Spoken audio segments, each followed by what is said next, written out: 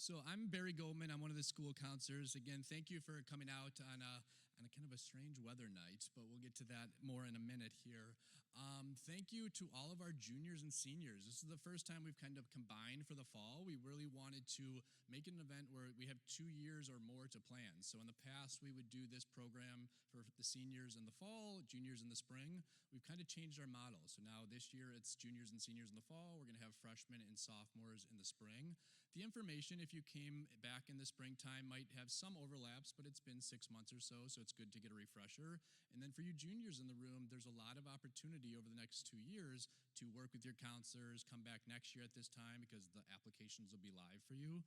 Couple other just acknowledgments. We do want to thank the parents for coming out tonight. We know everyone has busy work weeks and things going on. It is really great that this is a family conversation, so it's good to have both students and parents here. For you seniors in the room, there is a senior assembly on Friday during second block where we'll cover this information again. There will also be a representative from Jostens here to talk about cap and gown order and other things related to graduation. So just know that you are being excused from class second block on Friday. One more acknowledgement, Mr. Evans, who's floating around here. He runs our theater department and crew. He's very helpful getting everything set up technically, so just want to thank him for his time. With that said, just real quickly, we do want to kind of get a sense of who's in the room tonight. So you can take a quick snapshot of that QR code. There's just 3 very brief questions on there. Feel free to do it throughout the presentation. There is an opportunity to ask any follow-up questions that you may have through the QR code. So certainly we will get back to you if that is the case. And I'll just leave that up there for about 30 seconds or so.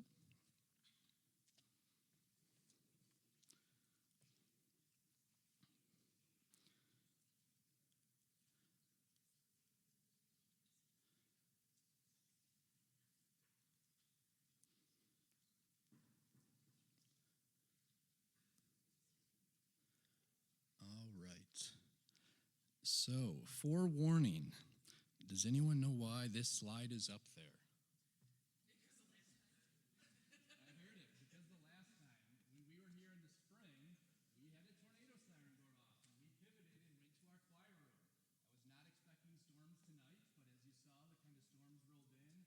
My wife was texting that there was hail where we live not far from here, so we're in good shape for this evening, I believe, but just know that we are prepared to move to the choir room if needed. As far as our school counseling team goes, just to kind of let you know who we have working with your students, Mr. Price is at the front of the alphabet, A through COL. Miss McKenna is up front. You'll hear from her shortly as well. Miss Mitchell, our department chair, is in the back. She has HEN through KNI.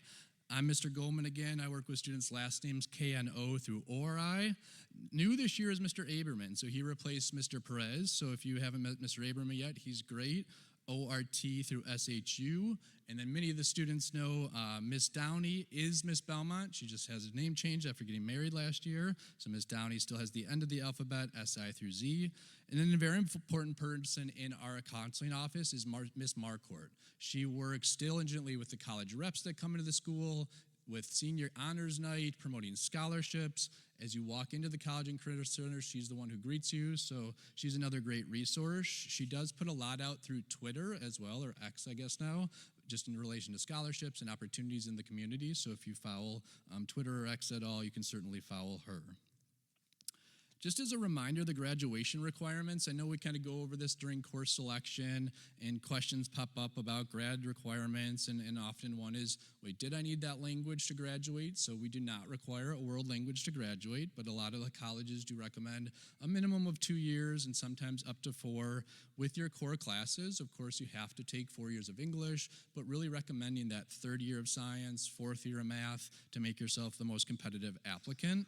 And one thing just to note for all the seniors, but also some juniors in the room, if you haven't turned in your driver's ed completion form, if you did it through D127, it's already on your transcript, you're good to go. If you did it privately, all we need is a picture of the front of your license, or we can make a copy for it, or the private company will give you a completion form. You now get a half credit for that, and it is required before graduation. So tell your son or daughter, if they haven't turned it in yet, just take a quick snapshot, email it to their counselor, we push it off to our registrar, and then you're good to go for driver's ed. Any questions about grad requirements? Again, for the juniors in the room, we typically do course selection in December, so we'll be meeting with you to talk about senior year. All right, so if you haven't sensed the theme, last year we were Barbie themed. This year we're kind of rolling with the Taylor Swift. So some rules to kind of think through this night, because there's a lot going on with college advising, career planning. There's a lot of moving parts. I reflect back when I was a high school senior, I sent in 2 paper applications. Each took me about 15 minutes to fill out. I waited for a response, which came 2 weeks later, and made a decision. It was pretty smooth sailing and easy. Now there's different websites you have to use. There's a lot of components to it. So I feel like this is kind of like some working agreements that we're kind of working on as a group that is going to make this process hopefully easier for you as a family and as you talk about options beyond high school. So starting with, this process can be stressful. There's a lot that goes into it. There's a lot of emotion. You kind of fall in love with certain paths that you want to take, and maybe those come true, and maybe they don't. And it can be exciting, the opportunity to go explore and pursue your passions, but it can also be a lot of waiting and a lot of stress that comes with that, and not just for the students, for the families. So I think as a whole, if we agree that this can be stressful, that's sort of a working agreement. Understanding that college isn't the only path to success and happiness. There is a belief out there that you got to go to 4-year college right from high school to find your calling or to find your passion.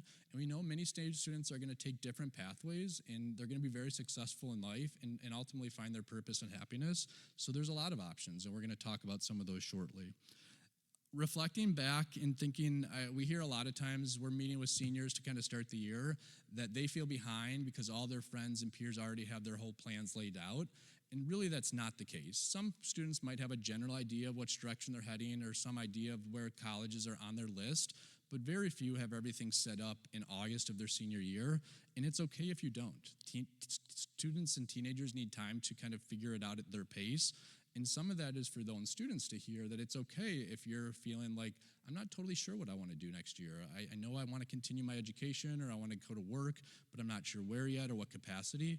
I think the reality is you'll figure that out with time, and sometimes you just need that grace to kind of have that opportunity.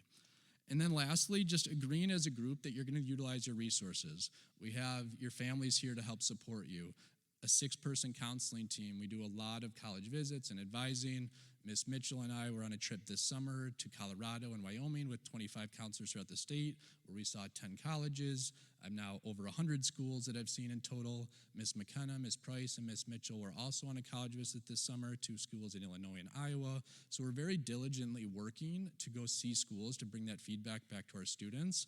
But you got to use that counseling support to make sure if you have a list of maybe 5 or 6 places you're thinking about, we might be able to give you that 1 or 2 more that might be the ones that you're ultimately going to attend. And then really the admission reps. Each school has an admission rep that works with Grayslake Central. A lot of them visit throughout the fall, and we really want to encourage attendance at those.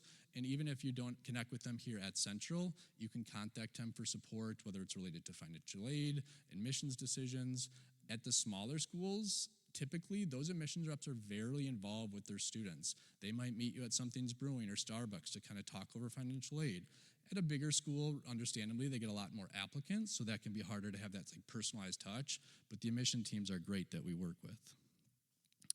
Some events just to highlight as we get kind of rolling with the fall. Again, those admission rep visits will be posted in School Links, and you can register for them as students under School Links and then the School Events tab. They happen throughout the course of the school day. So I know we're on 90-minute blocks, which should make it easier for you to kind of pull out of that class for 30 to 40 minutes, meet a rep, hear about a school, and then still get back to class. I know a lot of our students are very dedicated to their studies and feel if they miss, they're going to fall behind. But there are times where, especially as a senior and junior, you want to see those schools. So this is your opportunity even to stop by for 15 minutes, make a connection, grab some pamphlets. At some of our schools that are bigger presentations, so like U of I, for example, we might get 20 to 30 to 40 students, but some schools it's one student with the rep, so it's almost a one-on-one conversation, or 3 students are there. So it's a really personalized way to get to know them. Also, those are the individuals that are reading your college applications. They're going into committee, so an admissions team might read an application, and that rep is going to kind of go to bat for you in a committee meeting to say, like, this is why this student should be admitted. So if they have a name with a face and they know that you visited them, it shows you're very dedicated to connecting with them. So please take advantage of those opportunities. I looked yesterday. The list right now posted is pretty small. There's maybe 5 or 7 schools signed up. By the end of this semester, there will be close to 75 to 100 colleges that will come throughout, usually September, October, and then slightly into November. A really great opportunity, which is a very large college fair, is at Navy Pier on Saturday, October 5th. It's from 11 to 3, so there's about 400 colleges that do attend that fair. Some of the national schools that might not be able to come to our local fair at CLC will attend. I didn't put the date on here, but the next day, I believe that same fair is in Milwaukee, so if that day just works out better for you, that weekend, early October, is a really great opportunity to see a lot of schools at once. About a week or a couple days later, there is something called the Choices Fair, which is a rotation of a college fair for students with learning disabilities or differences. So if you have a 504 plan, IEP, it rotates what school hosted each year, usually along sort of the North Shore. This year it is at Niles North from 6 to 8:30 p.m. The website there, postsecondarychoices.org, is fantastic. That is a tool in of itself. There's tons of information about different colleges and supports available at schools. I would say most colleges have a basic minimum of support that they will provide students. Some go far and beyond that, and some of those schools be in attendance to talk about the needs of students and how they can support them in different ways to make college a very realistic opportunity for students. So if you have a chance to check out postsecondarychoices.org, it's great. I noted at 6 o'clock is the start time. I think 6 to 7 is more presentation based, and then 7 to 8:30 is kind of the college fair component. So it's an awesome way to go. As usual, our college fair at CLC is Thursday, October 17th. So there used to be a college fair in October and March, and it's something that I'm pretty passionate about. I help coordinate the volunteers from the counselor side that help with admission rep check-in and help out with the high school counselor table there. Couple of things of note, the March Fair is no longer an option. CLC kind of did away with it last year. So for you juniors in the room, this one is really a priority because this is your chance to do it before senior year gets rolling. And for you seniors, it's not too late. Like October is still a time where you might go strike up a conversation and have it be really valuable, and maybe a school that isn't on your list now becomes on your list. For parents, that is our night of parent conferences, unfortunately. CLC's fair is usually a week earlier, but due to other conflicts, they did have to push it back. But just know that that program is coming up on October 17th. One thing that I just kind of got informed about recently that we didn't add because we don't have all the details yet, on the day of October 17th, there is a partnership. Many of us are involved with the Lake County Counselors Association. They're partnering with the local unions to have a union trade fair during the school day. So that's not connected to the CLC College Fair, but there will be a union fair at the Lake County Fairgrounds for students and staff. I don't believe parents are going to be invited. So more information, I have a meeting Thursday, should be coming soon about that opportunity as well.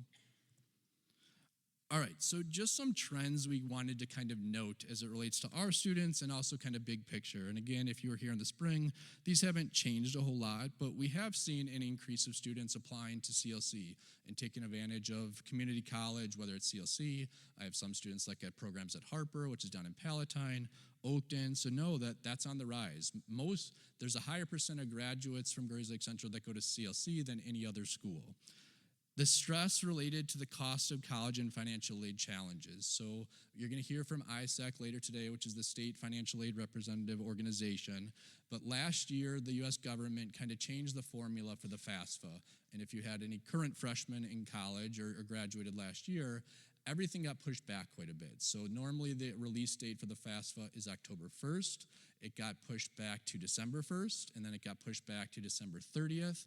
And everything as a result, this in the students' hands and the families. Normally you'd get financial aid award letters in probably February, March. They were coming late April, May, and even into like early June. So that's a lot to wait until you get actual numbers of what you're expected to pay.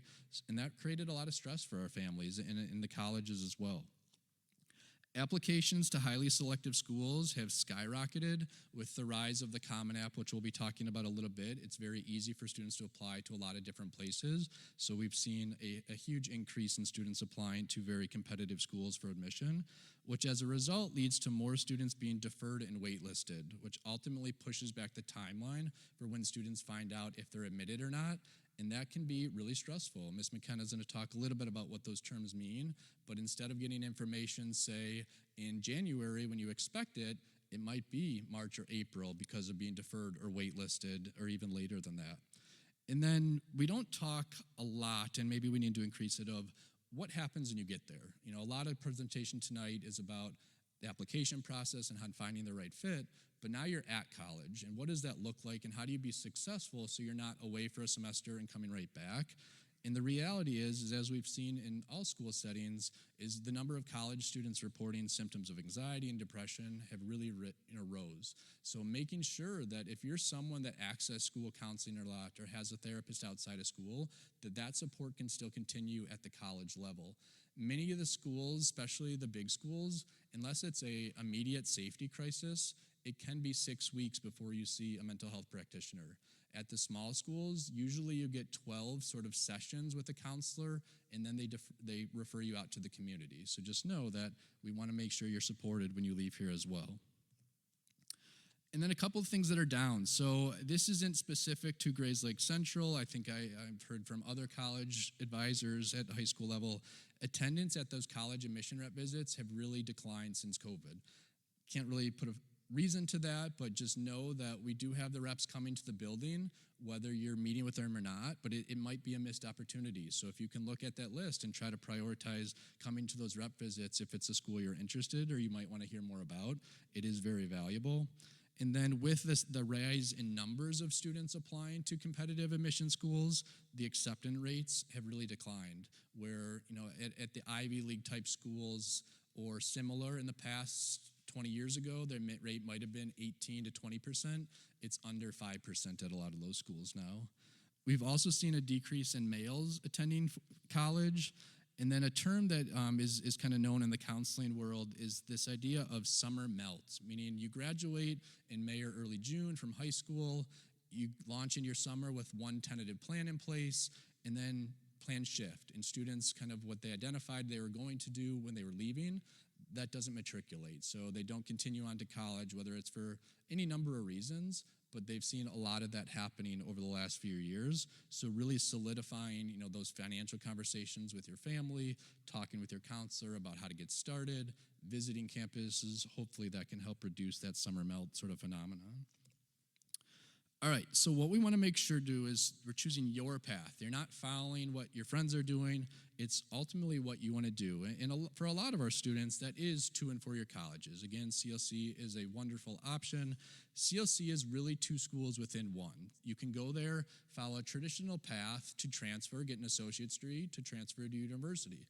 They also have about 30 to 35 career-based programs, which are 2 years and right into the workforce. So there's certifications in welding or the trades, or there's a lot of other opportunities like in fire science that you can get certified in 2 years without the intent to transfer and still make a good living. One of their programs that's pretty popular and competitive is laser photonics, like engineering with lasers. Their starting salary for many of their graduates is about $55,000 with a 2-year degree. So just know there's any number of options for CLC in that regard. And if you are thinking about going to four-year school, CLC can still offer great cost savings. You could take a class there if you're a senior next summer and probably spend about $400 for that class, and it should be transferable to any four-year university. I referenced in the past, I had a student that was mechanical engineering at Purdue, came back the summer after his freshman year, took a CLC class, and that class was fully transferable to Purdue, and he probably saved himself at least several hundred, if not $1,000 or so dollars, taking that summer course at CLC. So just know, even if you're not attending full-time, there's definitely still value. With four-year colleges, that can be any in-state, out-of-state, public, private. We have a lot of great schools that our students look at, so those are certainly options to consider. The military is a great path for our students as well, and it's the 4 branches, but we also have students that consider the National Guard. There are opportunities to help cover the cost of your education if you join the Illinois National Guard. One of our former social workers who retired recently, his sons did National Guard up in Wisconsin, and most of their schooling, the 4 years, was paid for through the National Guard. And then lastly, employment. We've really seen a rise in students that graduate and want to join the workforce, so we can help with resumes, interview. If you're taking personal finance, there is a mock interview program that's attached to that, so please don't ignore that pathway as well.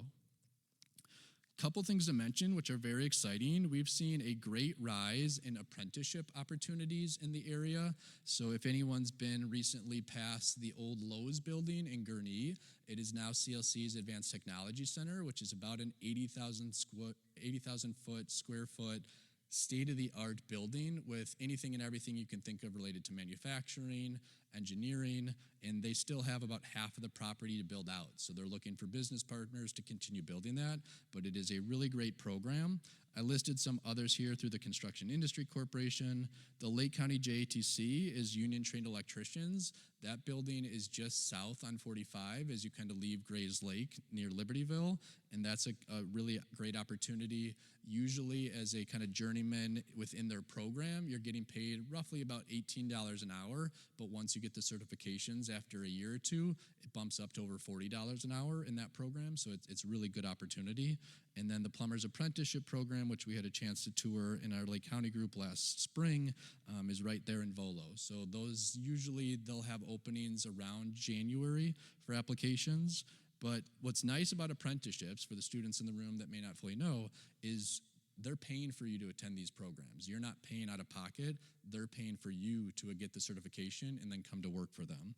Miss Odo isn't available this evening, but she's our career counselor that helps a lot with internships. She has a great background as well. I know Miss McKenna's husband works in this field, so we have a lot of resources that can answer questions related to anything in that area as well.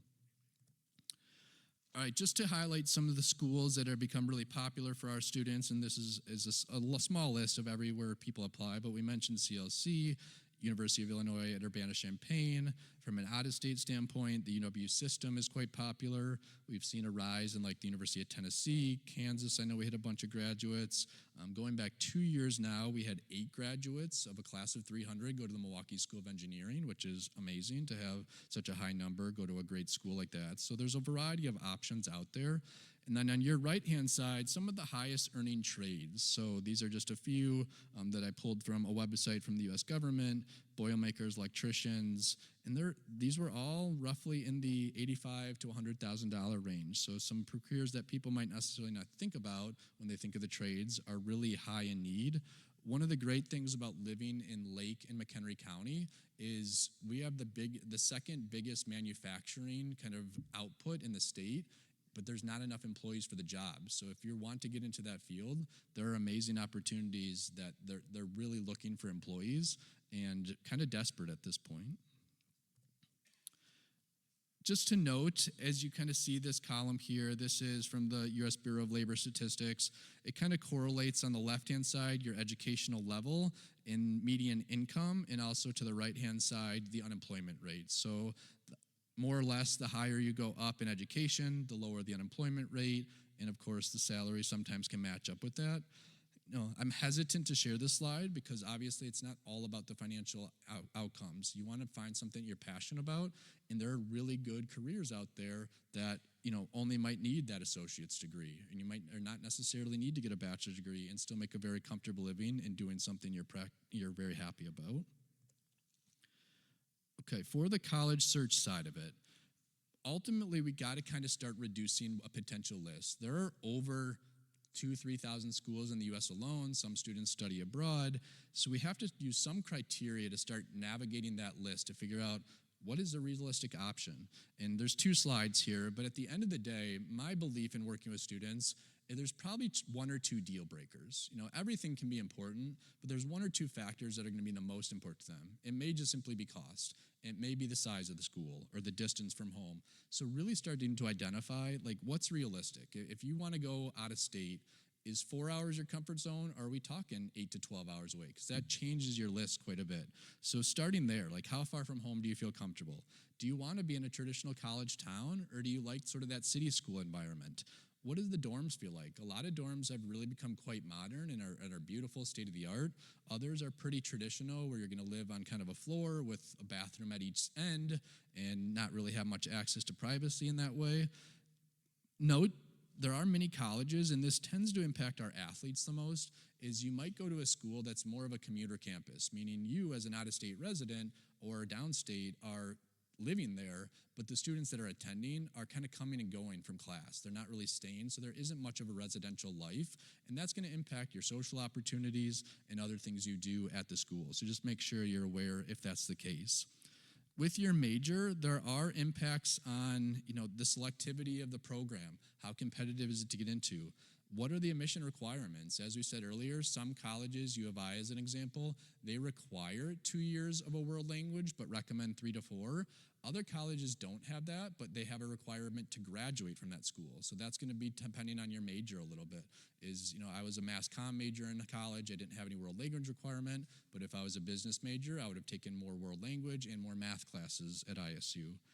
Being sure you're aware of direct entry possibilities. Direct entry essentially means if you're applying to a competitive admission program at the college, you have a seat as your freshman year. So for example, University of Iowa's nursing program is wonderful. They have a hospital right next to campus, but to get into their nursing program as a freshman is a little bit more competitive. Higher test score, higher GPA requirement.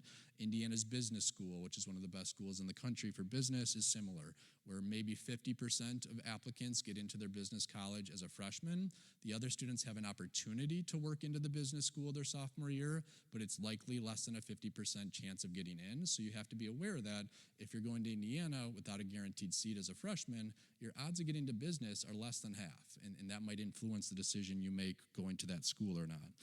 Facilities certainly matter. Do they have state-of-the-art equipment? If you're going to be going to engineering, are you going to be practicing on what's kind of in the career path right now, or are you working on outdated equipment and not going to have that opportunity? And then with the class size, so average class size, in some colleges, this whole auditorium would be one classroom. At a bigger school, Big Ten type schools, it can be 500 to 750 people in sort of an intro-level course. At many colleges you'll go to visit, the biggest classrooms are about 50 students, and average is closer to what you'd see in your high school setting. So you just kind of have to know yourself as a learner to figure out, what's going to be appropriate for me. Can I go to a classroom like this where I'm just listening to the professor, there's really no interaction, they may not know my name, and still get out of it what I want? I will say, at a big school, every class you take is not going to be the size. It might be a couple your freshman year, maybe 1 or 2 your sophomore year, and then by the time you're into your major, they will reduce to typical class size usually. In addition to that, with class size, just kind of that distance across campus. What's comfortable for you? Do you want to be on a campus that's 25 minutes from one end to the next, or are you looking for something that's a little bit more insulated and kind of has its own campus feel to it? For example, when I was down at the University of Alabama, which is beautiful, but they took us on a bus everywhere because to walk the campus from one side to the next was going to be about 40 minutes. So it's a very big, sprawling campus. And for some students, that's not going to be a big deal, but for others, that's going to be a turnoff. And then just those other areas, so career services, counseling, you are paying for those supports, whether you access them or not. So be sure to find out if you can access counseling support on school, help with job placement, interviews, to really utilize everything that you're paying for. Couple others, certainly when you go to college, you're only in class 15 typically hours a week. So here, you're about in 35, 40 hours a week. You're gaining a lot of free time back. So what are you going to do to fulfill that? And some of it is just, we want you to have fun. We want you to transition, make social connections. So are you going to get involved with activities, athletics, maybe NCAA athletics? It could just be joining a club team or intramurals. What are the clubs that they have on campus? I remember being down, I think it was at Washington University in St. Louis, and they said, well, we have 2 Glee clubs, one where we sing, one where we watch the TV show Glee. So they do some fun stuff with that. But any number of clubs, again, the big schools are going to have hundreds, but even the small schools typically have 80 to 100 clubs available to you. Are you thinking about Greek life, sororities, fraternities? And then again, study abroad is such a great opportunity at a young age where you can take advantage of it. So figuring out what that may look like on your campus. Diversity can be very important on a college campus as well. That could be anything from cultural, in and out of state, male, female. Are they LGBTQ plus friendly? And then there are many great historically black colleges and universities throughout the country and Hispanic Association of Colleges that support students. And you don't have to identify as African American or Hispanic to attend those colleges. They are very diverse in of themselves. So we want to make sure our students know that there are opportunities out there as well. And what I would say is most of this data, if you search for a college through College Board's website, they'll tell you the in and out of state ratio, the male and female ratio. You can access this pretty easily. And then as we kind of started the conversation with costs, that family discussion about the costs. If you go to any college's website, whether it's through their admission site or their financial aid page, they have what's called a net price calculator. For about the last 8 to 10 years, the government's required it. You can put in some general tax information and kind of family's financial prediction, and it will give you a number that you'd expect to pay your freshman year. So if you are that junior right now and you're kind of gauging what might be affordable, you can go to that net price calculator and get a pretty good guess of what you might expect to pay. And then as we mentioned earlier, CLC is an awesome opportunity for students full-time or part-time. And for you that are thinking about attending full-time, they do have an additional application for what's called CLC Scholars. CLC Scholars is competitive. Typically, you need about around a 3.5 GPA, maybe a 25 ACT, or around a 1250 SAT or above. Those are not hard numbers. Those are kind of recommendations. And if you submit your application and you're selected for an interview, and then you're awarded the CLC Scholars program, you get full tuition, fees, books for 2 years. So it's a really great opportunity to save a ton of money. I know I was talking with Miss Downey earlier in the week, and she mentioned she had 3 or 4 students apply for it last year, and they all got it. So that's outstanding. So definitely take advantage of that. They usually update their application for the current senior class, I would say in around January. There is one essay attached to that, so it's a little bit more work, but certainly worth it in the long run. I think I'm good to go to Ms. McKenna. Thanks.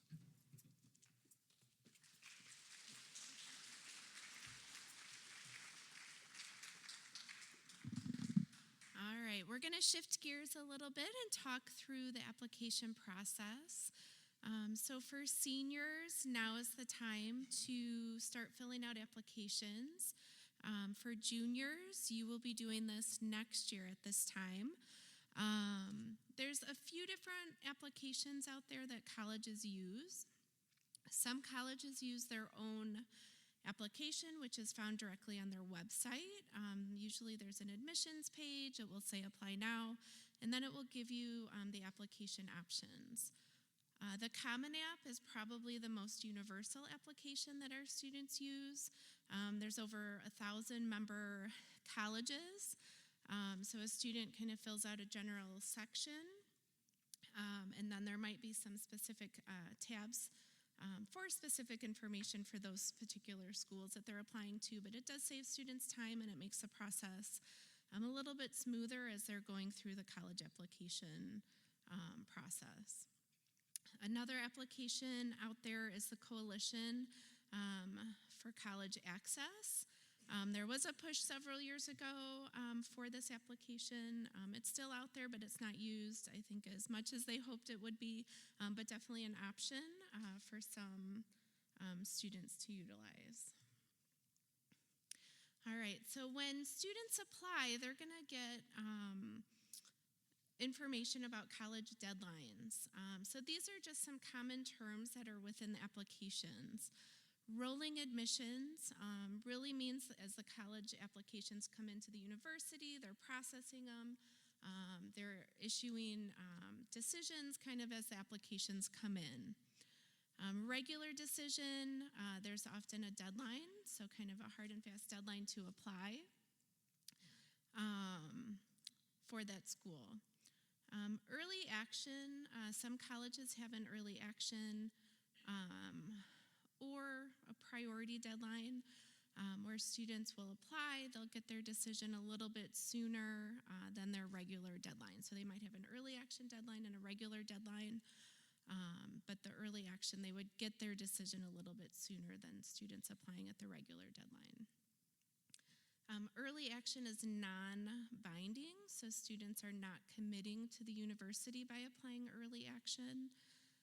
Early decision is an early deadline, but it is a binding commitment. So if a student applies early decision and they are accepted to that university, they are essentially removing all of their other applications and they're committing to attend that university. So for early decision, students can only apply to one school early decision. So I think I touched on all of that. All right. Admission factors. So this is kind of the big piece of the college admission piece. Every application will have a list of items that are required within the application, and generally that's the information that's used for and reviewed for admission. So that could be the GPA. Colleges are also going to look at the rigor of courses. So they want to see that students are challenging themselves. They want to see that students are pushing themselves, but also being successful in their classes.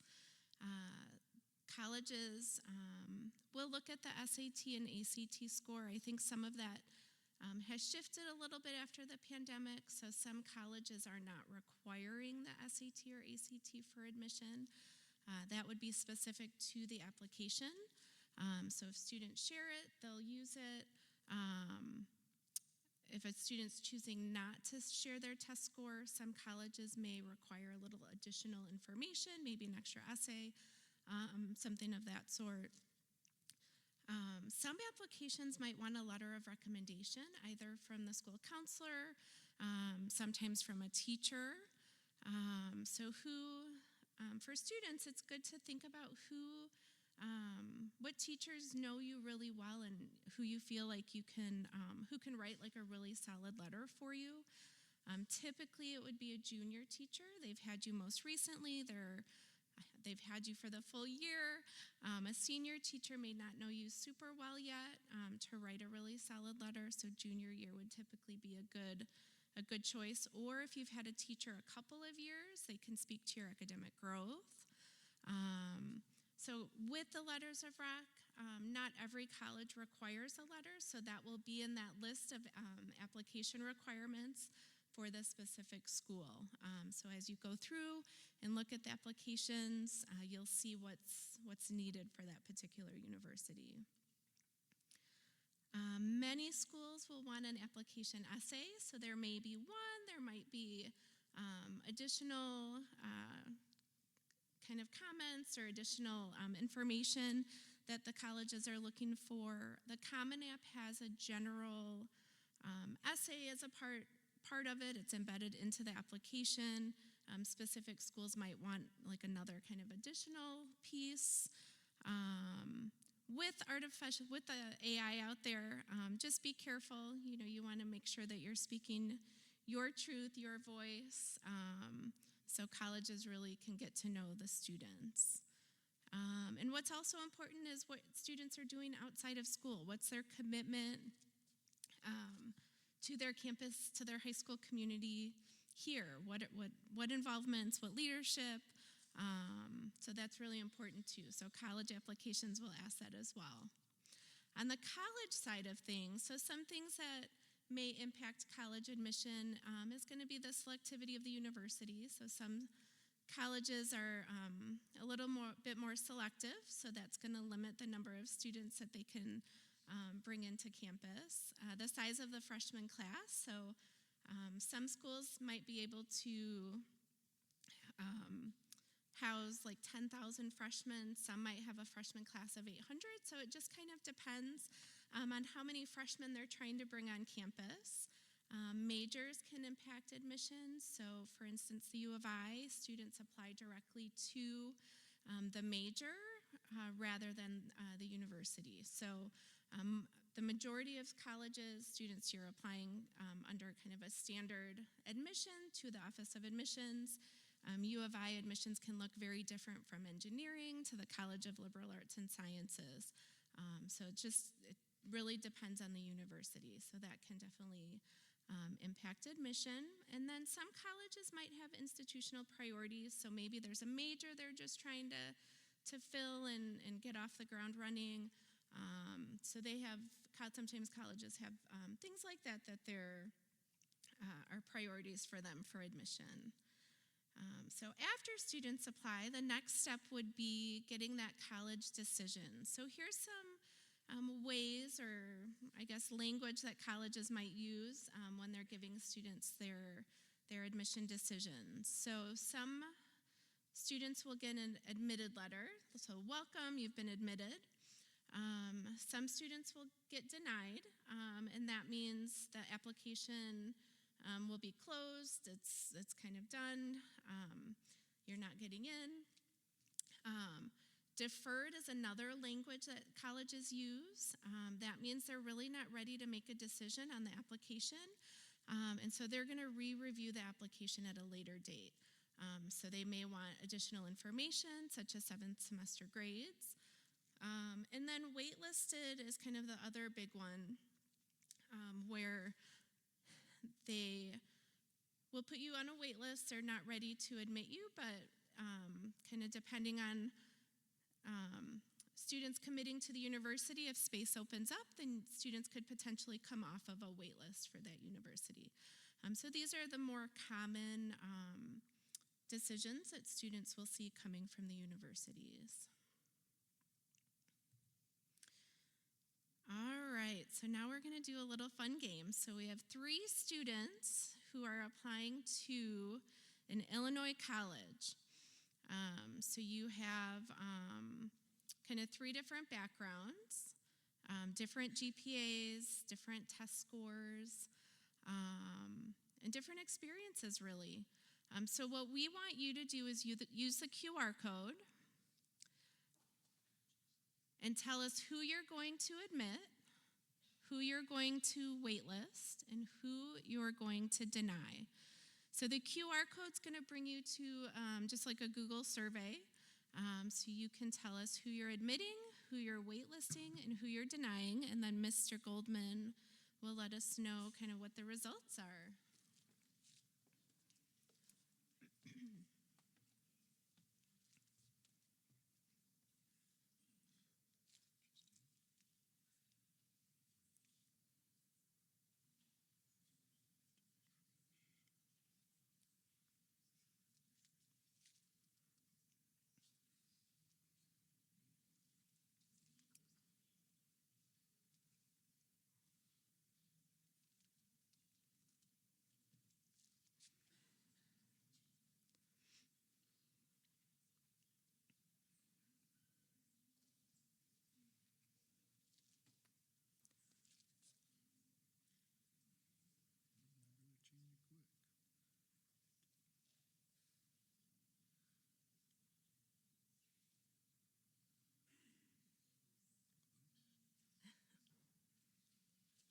All right, we'll give it about 30 more seconds.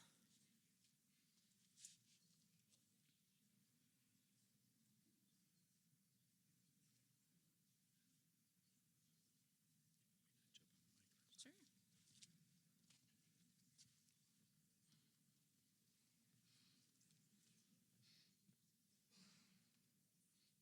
Interesting. Getting close. Taylor's far behind. Travis is looking good.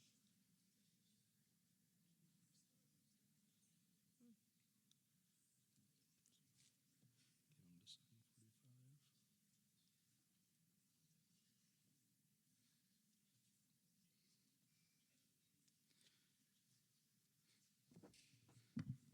All right. Well, we can't say that all precincts are reporting fully just yet, but with 72 responses at this point, 73 now, we kind of have a runaway winner. Is admitted to the school is going to be Travis with 60% yeses.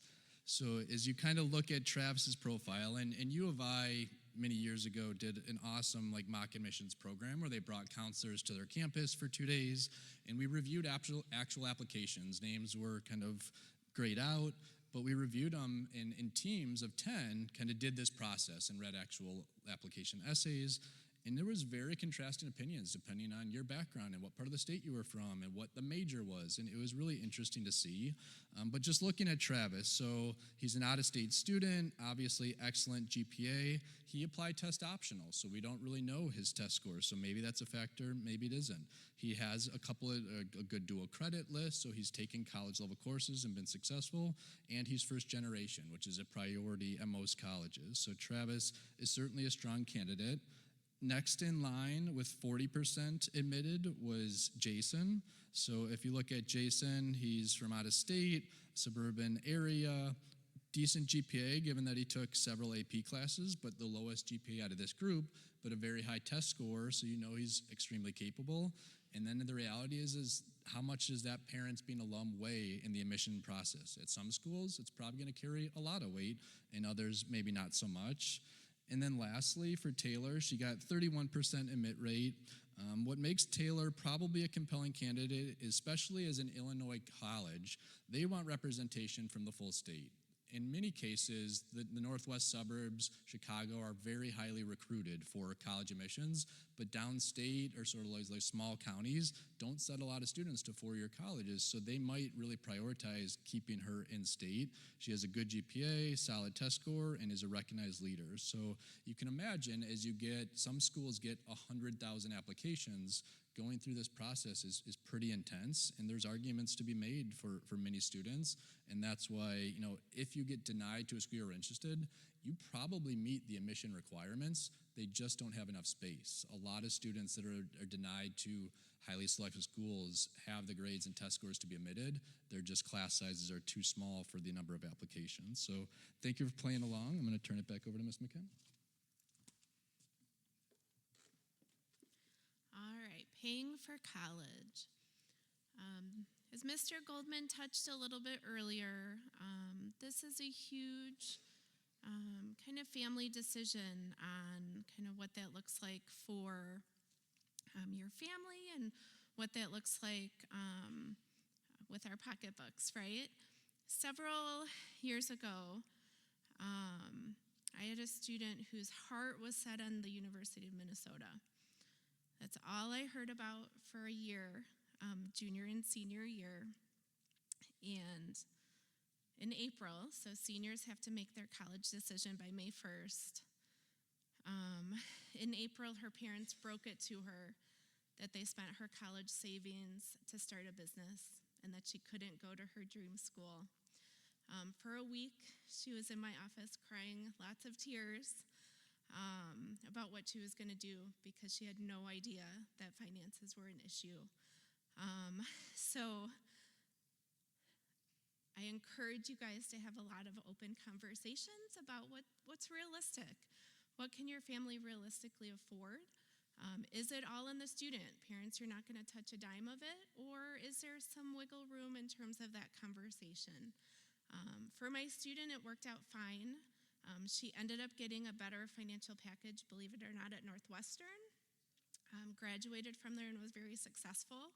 But in the moment, it was very hard for her to move past her dream of Minnesota. So just keep that open communication with your students about what's realistic for your family. College is not cheap. Students can walk away with a mortgage sometimes and student loans, and so you want to be realistic about what you can afford and what's kind of realistic after the fact. So with that, how do we apply for financial aid? The FAFSA is the main application for financial aid. So it's the free application for federal student aid, so it does not cost any money to complete. There will be a soft launch October 1st with a full release hopefully in December 1. So this is going to be the main factor for how colleges will distribute student loans, what makes you eligible for grants, state grants or federal grants. There are about 400 colleges that might want the CSS profile. That's just another little bit more detailed financial information, and it really helps some schools be able to create the best financial package for their students who are looking to go there. So part of the work with the college reps is they're going to help students with this and to know if they need that additional CSS profile. One thing I always like to share with families when we do the financial presentations, as students are applying, they're going to be the ones getting all of the emails from the universities, and they're also going to be getting the financial emails from the universities as well. So If you haven't applied, I encourage a shared email because there are some kind of details that might be asked or verification down the road. That way, students can kind of look forward to the admission pieces and the housing, but parents are kind of also overseeing the financial information that's coming from the universities. All right, scholarships. There's a couple different ways that students can get scholarships. The larger sums of money generally come directly from the universities. That could be through the college application. Some schools may send invitations for scholarships as a result of the admission application, or they may have just independent scholarship applications on their financial aid page of their website. For local scholarships, so if the Chamber of Commerce or the Grayslake Rotary want to give our students some scholarships, a lot of our local ones are listed in Schoollinks. They're pretty regular, pretty consistent throughout the school year. So students, it's a great idea to kind of look around in there, see what's there, and see what you're eligible to apply to. There's also national opportunities for scholarships. So there's some bigger corporations like Coca-Cola, Comcast has a pretty big one. But keeping in tune with your email will help with some of our local ones, our local scholarships. These are some of the national sites for scholarships, just some common ones. A lot of times they'll have you complete an inventory and then they'll email you matches, so scholarship matches or scholarships they think you would be eligible for to apply for. So a good resource just to see what's out there for scholarships. QuestBridge is kind of a unique organization. So they are a program that work with students to try to assist with some top colleges, usually some highly selective schools, for students who are low income or your annual household income is below $65,000. So that process looks a little different. So if you feel like you might be eligible for this or it might be worthwhile to try, you can always schedule an appointment with your counselor and we'd be happy to walk you through getting started with this.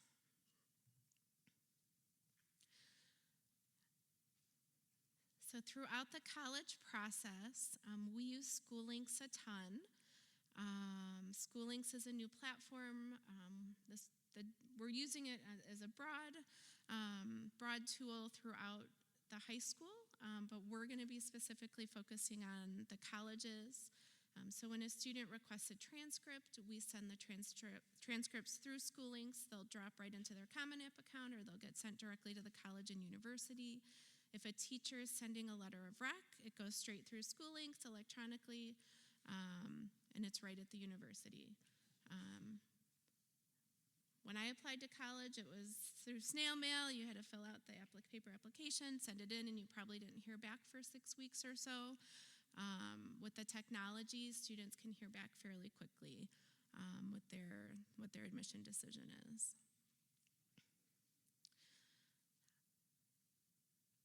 We encourage students to look at some safety schools, so applying to schools that are kind of realistic with where their GPA is, with where their SAT score is, and also financially. It's good to have a few reach schools, some kind of dreams and goals, but also have a few safeties that are realistic schools to fall back on. For the juniors in the room, spring break's a great time to hit the road and get on some college campuses. A lot of times colleges have a different spring break than we do. So you're able to see what a true kind of lively campus is like during spring break. Summer, most students are gone, so it's a little quieter of a campus, but spring break's kind of that great opportunity to get out there. And while the process is stressful, just take it day by day. I'm going to reiterate the counselors are here to support students through the process.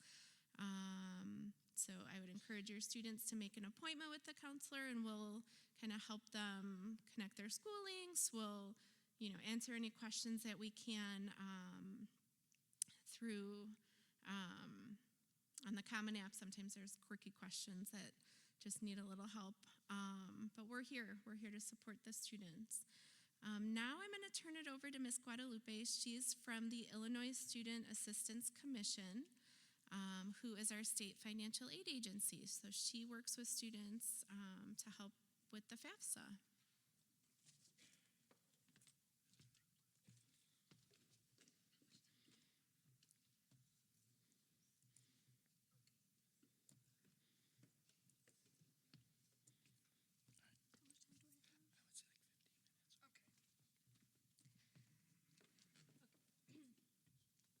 Okay, interesting. Okay, hi everyone. So my full name is Guadalupe Aguilera.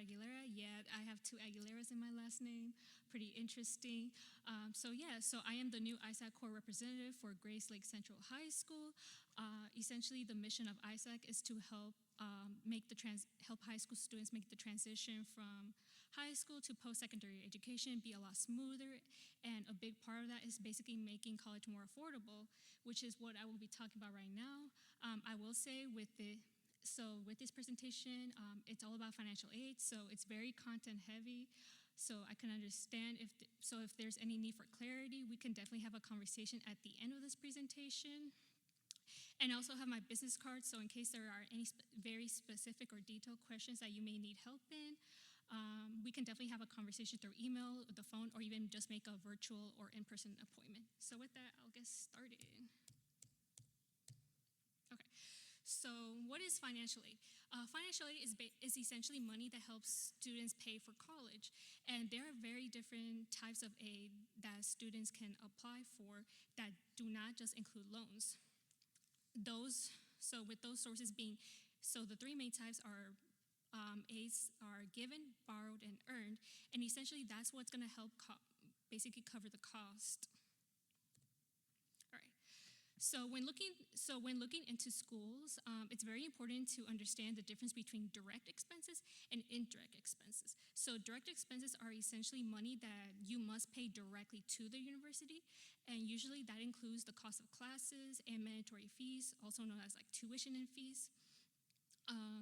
If you as a student plan on dorming on campus, that would also be considered a direct expense because that's part of the university. However, if you as a student choose a college that's a bit farther away from home and choose to basically live in an apartment, that will be considered an indirect expense because you're not paying that directly to the university, but that's essentially a cost that you would need to pay for in order to just basically go to class and just makes college very successful. So another indirect expense could be considered your books and course materials, supplies, and equipment, such as your laptop. These are considered indirect expenses because you can essentially get these from like Walmart or Target, Amazon, or even possibly Chegg. That's a really popular website to check out for books. For transportation, it's pretty various. You could, of course, take your own car or take the train or, of course, take the bus. And miscellaneous expenses, that can vary a lot, especially if you're going to be dorming in college or living on your own. You're going to want to basically pay for your own personal hygiene, such as your facial cleanser or basically toilet paper, because, of course, we need that. So these are just things to keep in mind. So indirect expenses, it's basically something that's a lot more flexible, and direct is just like in the name, it's direct expense that you must pay for. So there are 2 main types of financial aid. So the first one is being gift aid, which is basically free money, and the second one being self-help aid, which is money that you must pay back in some shape or form. So with the gift aid, we have grants, which are usually given at a need-based. A very popular application is the FAFSA and the alternative application. That's basically money that you are given based on need. And of course, another popular one are scholarships, which are rewarded for various reasons, such as your GPA or any volunteer work you have done in your community, or some type of promise you have made towards the university, such as like being a part of a sport. So with the self-help aid, a very popular one are work study, which is basically when that student is taking a part-time job at the university to help pay for the expenses of college. And of course, another popular one being a loan, which of course must be repaid. And that's going to be something I will further discuss in the later slides. So there are four main types of financial aid sources. The main one is the U.S. Department of Education, which is funded by the federal government. The second one being ISAC, which is, of course, funded by the Illinois state government, since we offer many grants for various careers. The institution that you are looking to apply to or even possibly attend at the end. And a private source, which is basically anything that's not listed above. That can essentially mean anything, which it could be like your local church, it could be your bank or some type of community organization or nonprofit. Those organizations possibly offer scholarships or grants that can help you essentially pay for college. So tip number one is to think of, when looking into scholarships, basically just look into your personality or your hobbies. Apparently, there's actually a scholarship for people who have green eyes, so that's something you could definitely look into. If you have a hobby such as if you like collecting shoes, there's also a scholarship for that. It's essentially there's so many scholarships that are so varied. It's just a matter of just Googling the right terminology or even using the sources that your counselor has recommended. The second tip are local scholarships. As I mentioned before, your local organization could offer local scholarships, and I would honestly recommend those the most just because there is a smaller application pool. And the most important tip that I cannot emphasize is to watch out for scholarship scams. The easiest way you can determine if a website is a scam is if they ask for your social security or for your credit card information. There's no need for any type of scholarship to request that, especially there's no way you have to pay for a scholarship that's supposed to help you pay for college. That just does not make sense. All right. So in this slide, we'll be talking about federal gift aid. So the first one and the biggest one being the Pell Grant. So at the end of filling out your FAFSA,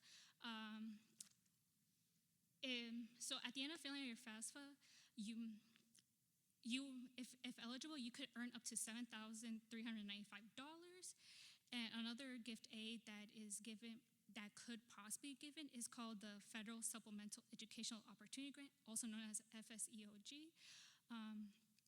If this grant, unfortunately, is not offered to all universities because that is a very specific program. However, if you as a student are very much need-based, this additional grant can help you pay for upwards $100 to $4,000. The federal self-help aid. This slide is essentially where you must repay back in some way or another. A very popular one is federal work study, where your condition for it is that you must, if a university participates in this program, you basically just need to work a certain amount of hours, and essentially the amount that you get paid for depends on the funding from the school. The next two loans, it's important for me to emphasize the distinctions between them since they're often really confused. The first one being the federal subsidized loan. This is a loan that is given on a need-based. So if it's determined by the FAFSA that you need more money or to essentially help pay for college, this loan is So essentially, this loan is a loan that a student must pay for. However, because FAFSA recognizes that the student needs help in paying for college, the interest is paid for while in school, and so there is a 6 months grace period after graduating from college for which that interest will not begin. This is very distinct from the federal unsubsidized loan because this loan is essentially given to pretty much anybody who requires a loan, and it is not need-based. So even while the student is in school, they are responsible for paying for it. And then finally, the last one is called the PLUS loan. This is a loan that a parent can take out to help pay for their child's schooling. However, with this loan, it is credit-based and the interest rate is considerably larger than the federal subsidized or unsubsidized loan. So when considering your loan options, there's many to consider. So for example, the source of the loan. So when looking at loan, you must acknowledge like where it's coming from, such as a federal loan or a private loan. Usually a federal loan has a lower interest rate than a private loan, which you could probably find at a bank. It is also really important to essentially check if the interest rate is variable or if it's fixed. A variable interest rate basically means that the rate of it could change over time depending on the state of the economy or for wherever that loan came from. And a fixed interest rate is basically where if you took out a loan at a specific interest rate, it's just going to stay that way. So for example, if you took out an interest rate that at 3%, it's going to stay at 3%. It's also important to essentially know what you have signed up for or what the conditions are. So for example, does this loan have how would you repay that loan? And if there is a grace period for it? And if there is, what is that grace period? All right, so in this slide, we will talk about the gift aid that is offered by the state of Illinois. So the very most popular one is the MAP grant, where if it's determined that you are eligible for, you can earn up to $8,400. It's really important to emphasize that the MAP grant is only eligible for schools in Illinois. So if you as a student are thinking about going to school in Wisconsin or Michigan, unfortunately the MAP grant will not transfer there. But the Pell Grant will. So that's something super important to keep in mind. If you as a student are an Illinois veteran, if you have a parent who's an Illinois veteran, or if you yourself are planning on going to the Illinois National Guard, or the military in general, or if you are a dependent for a police officer, somewhere in the a parent of a firefighter, or a correctional officers, if eligible, your tuition and fees will be waived off or paid for. So for essentially anybody who is interested in going into the teaching career, there are various scholarships and grants that are available. I can of course further discuss that, but to make sure there's a certain amount of money that can help pay for it. And of course, each grant and scholarship is going to have its own conditions that you must follow. I will heavily emphasize that if these conditions are not met for, these scholarships and grants will turn into a loan. So we will want to help avoid that. All right. So in total, right after filling out for the FAFSA application, you could, combining the Illinois MAP grant and the federal Pell Grant, you can earn up to almost $15,800. So essentially in this wheel, it's basically just a wheel of how to apply for college and how to apply for aid and all that sort of good stuff. So the first one we want to do is complete an application. The two main ones are, of course, the FAFSA application or the alternative application. All right. So once that federal application is completed, if selected, in some cases, for some people, there is a possibility of being selected for verification. That essentially just means that you will need to provide further documentation to prove that whatever information you put on the application is accurate. So it's a little bit more work, but it's totally worth it once it's completed and you get the federal aid that you need to afford for college. So afterwards, when completing your college applications and of course any other scholarships or aid, you will need to review your financial aid offers in order to determine which school you want to go to.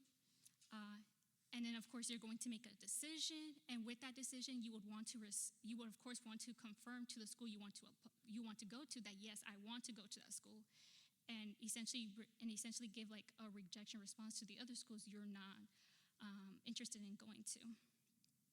And of course, once you make that decision and respond to that college, it's super important that you are diligent in looking at your emails, especially because all colleges, they're going to have their own email setup. For example, for my college, Microsoft Outlook was the thing instead of Google, so it's really important to set up that specific school email to get all the information you need to basically get to your first day of college. And of course, all these steps must be completed every year in order to continue with your college education, and of course to make it affordable. All right. So the first step in starting and completing your application is basically determining which application that you will need to fill out for. So the most popular one is FAFSA, which usually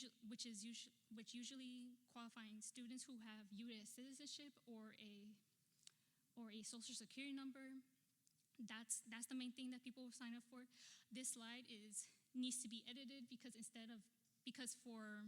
even though there is a soft launch in October, it's very likely that the full launch won't be until December 1st. So it's pretty much expected that December 1st will be once you start filling out that application.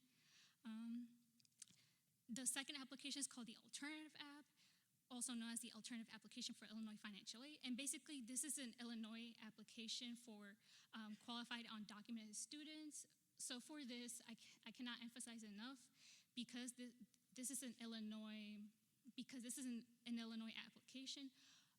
If a student were to fill this out, they will only be eligible for Illinois state aid and not federal aid. And of course, when you're looking into colleges, you want to apply for that college application and anything else that they require you to do.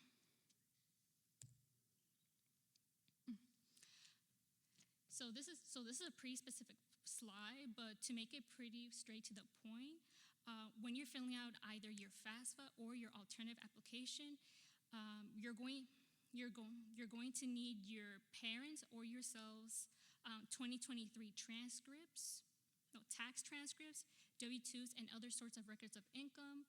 Usually it's just the tax return transcripts, but of course when you're filling out the application is going to basically tell you which ones you will need, because of course every dynamic is different. So to only fill out the FAFSA, the only requirements of the FAFSA is that student's social security number and your parent's social security number. However, if your parent does not have one, it's no problem. There will be a drop box that essentially you would have to click just to make sure that the application goes through smoothly. I forgot to mention, but eligible undocumented students could also register for that FAFSA. If they do not have a social security number, they will have to put in their alien registration number.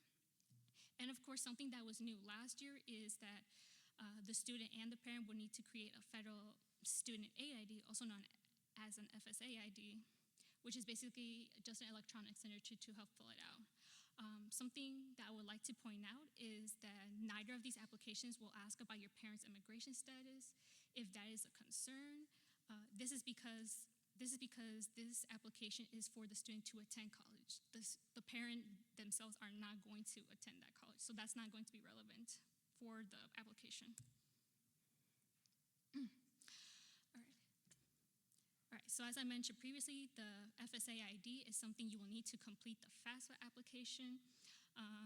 As I mentioned before, it's just an electronic signature that was made to help make the applications a lot shorter to complete and hopefully a lot easier. The student and the parent will need to create their own, and it's best to create that ID a few days before the full launch of the FAFSA, just because it takes up to 3 days to verify the information. For parents without a social security number, they're also allowed to create an FSA ID. The difference being is that there will be additional documentation that must be submitted, but of course, to determine what that documentation will be, FAFSA will essentially tell them which documentation they will need based on the questions that they have answered. Okay. So as I mentioned previously, in most cases, especially since since this is directed for like high school students, it can be assumed that pretty much everybody here is considered an dependent student. So with that, you're going to need your parents' information. And how FAFSA considers a parent is either if your parent is biological, adopted, or if they are a step-parent who married a biological or adopted parent. Legal guardians, foster parents, grandparents, siblings, aunts, and even if you have an aunt or uncle or anybody else who claims you on their taxes, they are not considered parents, so you would not put in their information, only biological, adoptive, or step-parent if you are considered a dependent. Okay, I'm gonna skip that one. Yeah, so essentially when looking through the sections of the FAFSA, the student section, that is something that from the student's FAFSA account, that's what they're gonna see. It's of course going to be a little bit longer just because you yourself as a student are the one going to college, so you're gonna put in that more information. The key differences being that you must have like a list of the college that you, on a list of colleges that you plan on attending or applying to, and of course for the parent section and the student section, you're going to put in that FSA ID as the signature. Very similar to the FAFSA, the alternative application is pretty similar to the requirements. All right. So as I mentioned previously, when completing the FAFSA, you will sign in with your FSA ID. And the way you could create it is through this link right here, through the studentaid.gov website. What's distinct about this is that for the alternative application, if you were to fill that out, at the pretty much the last step in completing that alternative app is you will be given the student and the parent, they will be given a PIN number, and that PIN is basically what's going to be their electronic signature for it. And that signature is basically generated and sent by ISAC. All right, and we are down to our last slide, which is basically known as so essentially once you're done completing your FAFSA or your alternative application, you will be given a student aid index, also known as an SAI. And essentially a student aid index is basically just a reflection that tells universities how much you're able to contribute towards education and how much financial aid you need to basically continue with, to basically afford school. This range can be anywhere from negative 1,500 to a lot more than that.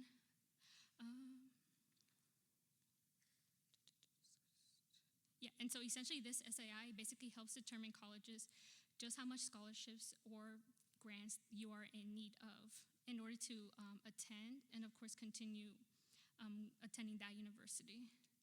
So with that, thank you so much for having me here.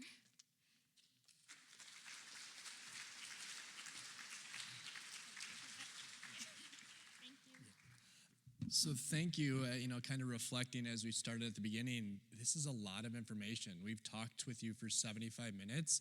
I know Ms. Mitchell in the back, she has a high school senior, Ms. McKenna has a freshman, my oldest is a 7th grader, and it's like, man, this is a lot to take in, and I have a few years to plan ahead. So we thank you for your attention tonight. Couple things related to just financial aid we wanted to mention. Filing the FAFSA, submitting it, is now a state graduation requirement for the last few years in Illinois. There is an opt-out form, so if you don't plan to submit it, just contact your school counselor and we can help you with that. It's a fairly easy process, but it can benefit you. Even if you don't think you're going to qualify for the loans, circumstances change.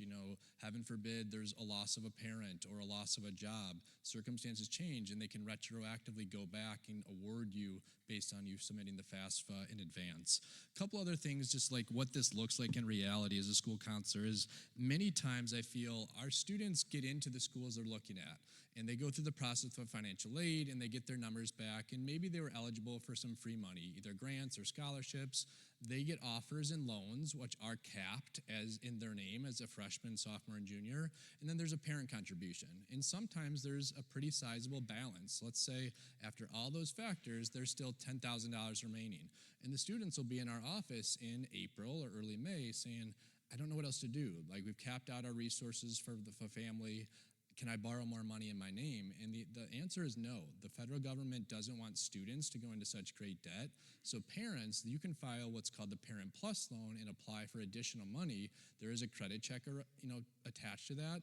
but there has to be a limit to that as well. Because if you're borrowing an additional 20 on top of the 20 that you might be already paying and the 5 or 6 that your student's borrowing, it really adds up. And that's why we go back to the idea of like a safety school from a cost standpoint. We got to have some level to where you're not going into such great debt where this is a lifelong path that's going to follow them financially. One way to save money for students, I know there's a lot of leaders in the room, probably not your freshman year, but your sophomore, junior, senior year, you can apply to be an RA in your dorm as a resident assistant. So you're kind of like a floor leader, and that usually covers your room and board. So you're paying tuition maybe, but you save a lot of money potentially being an RA, and there's not usually a ton of responsibility that comes with that. You just got to make sure the floor is quiet when it's supposed to be. If there's any conflict between students or dorms, you kind of intervene as a peer mediator, but it's a great way to save on the cost. With that said, we're at about 8:20, so we do want to open it up for questions. Before we jump to that, I just wanted to address a few that were put into the Google form. Someone had asked how to send transcripts, so we actually do that as counselors through School Links. We can provide you an unofficial transcript if you need to self-report any grades on the Common App or to any applications, which is somewhat popular now from the colleges.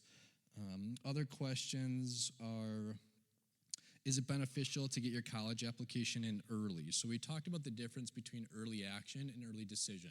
We highly recommend meeting that early action date. If it's November 1st, November 15th, December 1st, many colleges will build their freshman class through about 60 to 70% through early action, which again is non-binding. So definitely recommend it. Some schools are as early as October 15th. They tend to be in the southeast, so more out of state, but just know that early action date is recommended, and you'll find out your decision likely sooner if you apply early, so it can benefit you. Let's see. Where can we find which colleges will be coming to the school? Again, those will be posted in School Links under school events.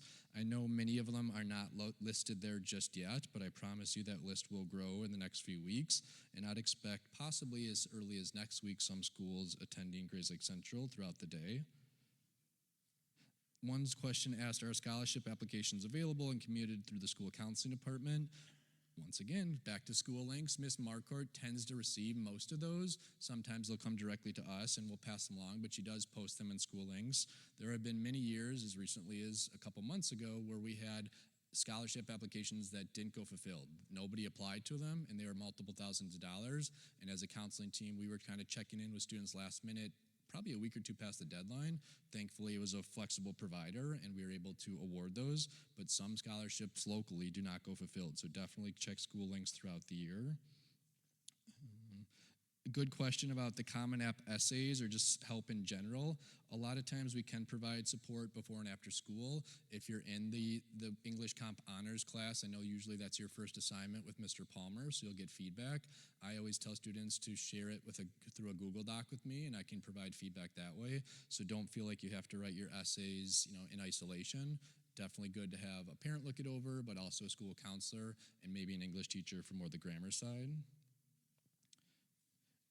One quick question about the driver's ed credit. Again, just take a picture of your license if you have it, send it to your counselor. I've already gotten one tonight since we started, so that will be a half credit, pretty easy. Should juniors go to the college rep visits and fairs? Most definitely. Really, with the rep visits here at the school, juniors and seniors are really who we target, but for the college fairs, it can be freshmen through seniors. We have students at all 4 grade levels that will attend and kind of start that process. So please, again, that fair at CLC is only going to be in October. The next opportunity as a junior won't be till next year, so this is the time to do it. There are usually about 150 to 175 schools at the fair. I just traded emails with Patty Spar, who coordinates that from CLC this morning. They already have a long list on their website if you just go to their website and type in college fair, but there's at least 20 to 25 schools that have recently submitted that aren't there yet, so she said check back in a couple weeks and there should be a full list of the colleges that are coming to attend. And it's a great way just to walk through it and talk to different reps. Good question about how soon can juniors begin applying to college and what exactly are 7th semester grades. So as far as the junior class goes, the Common App will open August 1st of your senior year, so you got some time before you really can start applying. Don't feel like you need to stop what you're doing in the summer and apply August 1st. Really, realistically, this time next year is when our students are kind of getting that process rolling, so there's plenty of time Again, the earliest deadlines are October 15th, so even if you start after we come back to school, that gives you full 2 months. But August 1st is kind of the general guidelines for juniors. And then the other question related to that was, what are 7th semester grades? So if you end up in a situation where you're deferred as a senior, they might want to see those first semester grades. So it's not a chance to just kind of check out as the start of a senior year and have senioritis kick in. Many colleges, you might be right on the fence if you're admitted or not, depending on the other applicants. So those 7th semester grades could be the barrier to admission or what pushes you over into the S column. So that's what usually the colleges are looking for. If they release your kind of decision and say it's going to be pushed back to March, they want to see what you did first semester of your senior year. So with that, I think I answered most of the general questions on the site. I'll go back and address the others, but it's almost 8:30. We really appreciate your time. We are more than happy to answer any general questions for like the good of the group, and then also hang out up front for any individual questions. So I'll just throw it out there. Does anyone have any questions they think might benefit everybody? Yeah.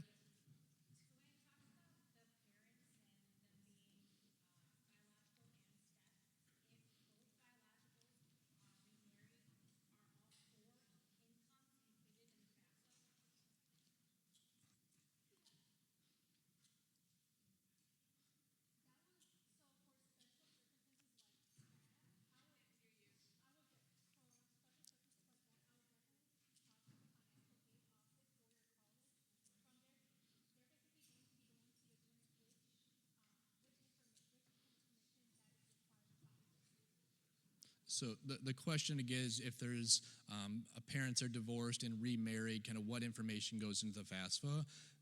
Prior to the change, it used to be whatever family the student spent more time with. So if it was, really 50-50, then it gets a little bit dicier in terms of how to define that. But if it was 75-25, it goes to the family that's, they're spending more time with. If it is 50-50, it might be who claims them on their taxes for that year. So there's other variables in play.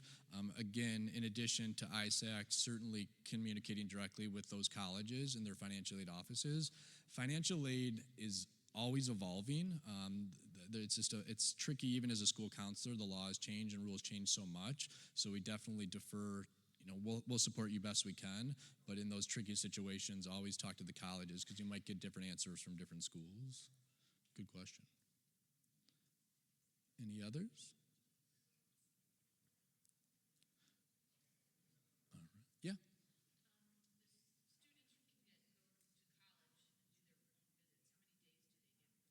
Yeah, so I believe between junior and senior year, they can take 6 like college days. So you get 8 excused absence days, I believe 5 mental health days, up to 6 junior and senior visit days.